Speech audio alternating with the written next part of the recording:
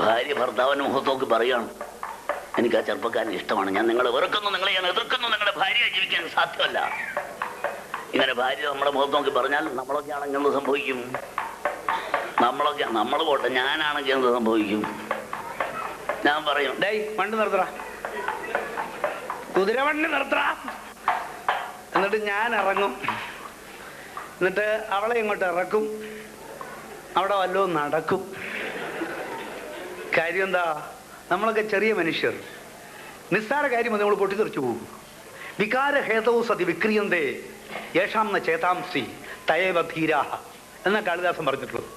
വികാര വിക്ഷുബ്ധമാവേണ്ടത് പൊട്ടിത്തെറിക്കുന്ന കാരണം ഉണ്ടായപ്പോലും ഉറച്ചു നിൽക്കാൻ കഴിയുന്നവൻ ആരോ അവനാണ് ധീരൻ, അല്ല വെള്ളം ഉണ്ടാക്കുന്നവനല്ല. ചില ഭർത്താക്കന്മാരുണ്ട്, ദേഷ്യം വന്നാൽ പിന്നെ വല്ല രക്ഷയുണ്ടോ?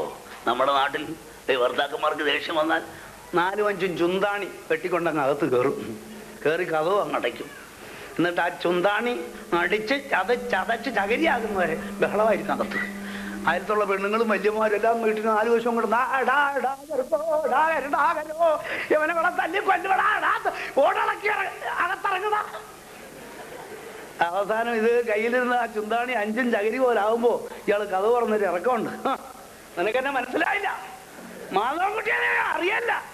അപ്പൊ അയാള് ഉടുത്തിരുന്ന മുണ്ട് കയ്യിലിരിക്കുക, അണ്ടർവെയർ മാത്രമേ ഉള്ളൂ. നിനക്കെന്നെ മനസ്സിലായില്ല, നിന്നെ ഞാൻ ശരിപ്പെടുത്തും. പിന്നെ ഇറക്ക അഞ്ഞ് പിടിയടാ, അവനെ അഞ്ഞ് പിടിയടാ, അവൻ വലിയ തീരാമക്കാരനാണ്, അഞ്ഞ് പിടിയടാ. ചില ഭാര്യമാരുണ്ട്, എത്ര ഇട്ട് തല്ലി ചതച്ചാലും അനങ്ങത്തില്ല, അക്ഷരം മിണ്ടില്ല. നാട്ടുകാരെ അറിയിക്കുക, വളരെ രഹസ്യമായിരുന്നു. പക്ഷെ എല്ലാ ഭാര്യമാർക്കും അത്ര ക്ഷമാശക്തി ഉണ്ടെന്ന് ഞാൻ പറയുന്നില്ല. ചില ഭാര്യമാരുണ്ട്, ഭർത്താവൊന്ന് തൊട്ടാ മതി ഉടനെ വിളിച്ചു പറയും, നാട്ടുകാരെ ഈ കാലനല്ല കൊല്ലുന്നേ. പൊതുയോഗം വിളിച്ചു കൂട്ടിക്കളയും, വാർഷിക പൊതുയോഗം വിളിച്ചു കൂട്ടിക്കളയും.